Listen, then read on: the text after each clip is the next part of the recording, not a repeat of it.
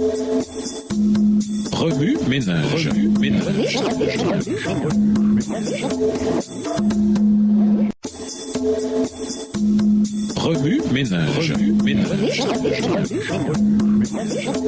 Bienvenue dans notre émission Remue ménage. Nous voyons un son de mercredi invité de l'échec à la percée. Pour les disciples, les petits revers rencontrés en chemin avaient pour but de renforcer leur foi afin qu'ils puissent supporter la plus grande déception de toutes. Lorsque Jésus est mort sur la croix, ses disciples ont été stupéfaits, découragés et désorientés. C'était le plus grand revers de leur vie. Des questions tourbillonnaient dans leur esprit. Comment avaient-ils pu se tromper à ce point? Deux de ses disciples perplexes marchaient sur la route, discutant et réfléchissant aux événements de la semaine écoulée et à la façon dont tout cela s'était terminé. Leurs espoirs et leurs rêves avaient été brisés lorsque celui qui espérait voir devenir le roi d'Israël et les délivrer de la domination étrangère avait été crucifié sur une croix. Luc 24, le verset 21. Pour eux, ce n'était pas seulement un revers personnel, mais un coup dur pour toute la nation. Alors qu'ils discutaient de leurs problèmes, un étranger se joignit à eux et entra dans la conversation. Ils connaissaient Jésus, mais celui-ci les empêchait de le reconnaître. Luc 24, verset 16. Bien qu'ils ne sachent pas à qui il s'adressait, leurs cœurs furent profondément touchés lorsque Jésus leur ouvrit les Écritures et leur expliqua la signification des événements qui les avaient tant déçus. En découvrant un nouveau sens aux paroles de Moïse, des psaumes et de tous les prophètes, ils comprirent que les événements qui leur semblaient inutiles et tragiques faisaient en réalité partie intégrante du plan divin de Dieu, même s'il leur fallut du temps pour s'en rendre compte. Ce qui semblait être un revers était en réalité une avancée décisive. Une fois leurs yeux ouverts, les deux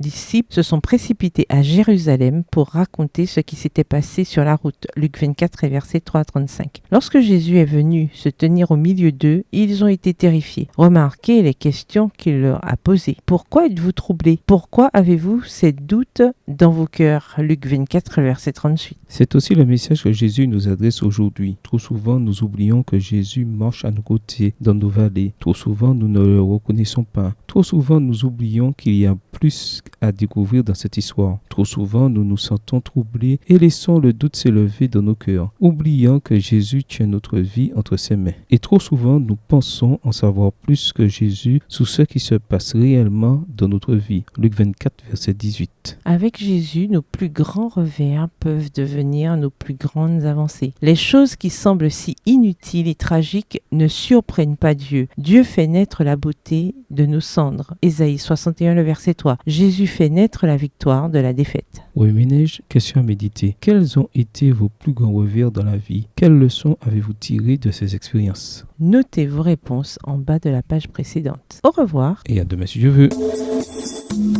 Remue ménage. Remue ménage.